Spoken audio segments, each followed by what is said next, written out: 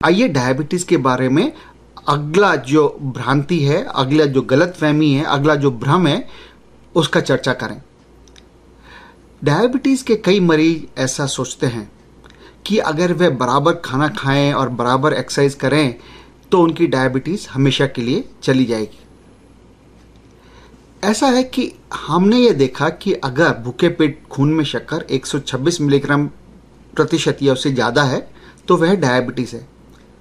तो अगर किसी पेशेंट की, किसी मरीज की खून में शक्कर 130, 35, 140 थी और वह मरीज अपना खाने पे कंट्रोल करे और एक्सरसाइज करे, कसरत बराबर डॉक्टर के राय के मुताबिक करे, अपना वज़न कम कर ले, तो हो सकता है उस इंसान को अब दवा की ज़रूरत नहीं पड़े, क्योंकि उसकी शक्कर 125 मिलीग्राम प्रतिशत या उससे कम हो जाएगी।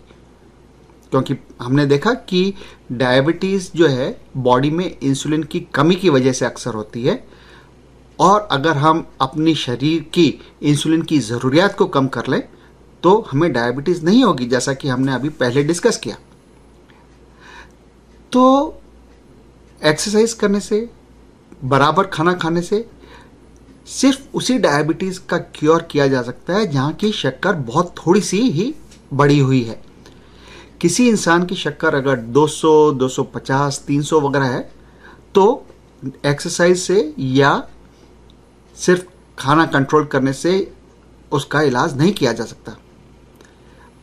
अब ऐसा संभव है कि वह शक्कर जो 200 या 250 या 300 है वह इसलिए थी कि पेशेंट को स्ट्रेस था, निमोनिया हुआ था या कोई और तकलीफ हुई थी जिसकी वजह से शक्कर बढ़ गई थी, और जब वह तकलीफ चली जाएगी तो शक्कर वापस कम हो जाएगी।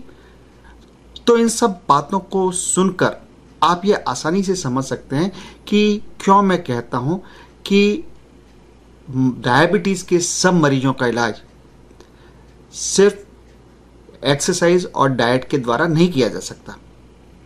हाँ, किसी भी मरीज को जिसे डायबिटीज़ है, एक्सरसाइज और डाइट पर, एक्सरसाइज और खाने पर ध्यान रखने से उसकी डायबिटीज़ का कंट्रोल बेटर हो जाएगा, उसको और दूसरी तकलीफ़ों से, मेडिकल और दूसरी परेशानियों से उसको आराम मिलेगा। कि अगर उसका कोलेस्ट्रॉल ज़्यादा है, उसका ब्लड प्रेशर ज़्यादा है तो उन चीज़ों में भी मदद मिलेगी, दिल की तकलीफ़ है उसमें भी मदद मिलेगी। पर डायबिटीज़ जो है अगर उसमें शक्कर बहुत ज़्यादा है तो वह एक्सरसाइज और डाइट द्वारा ठीक नहीं की जा सकेगी।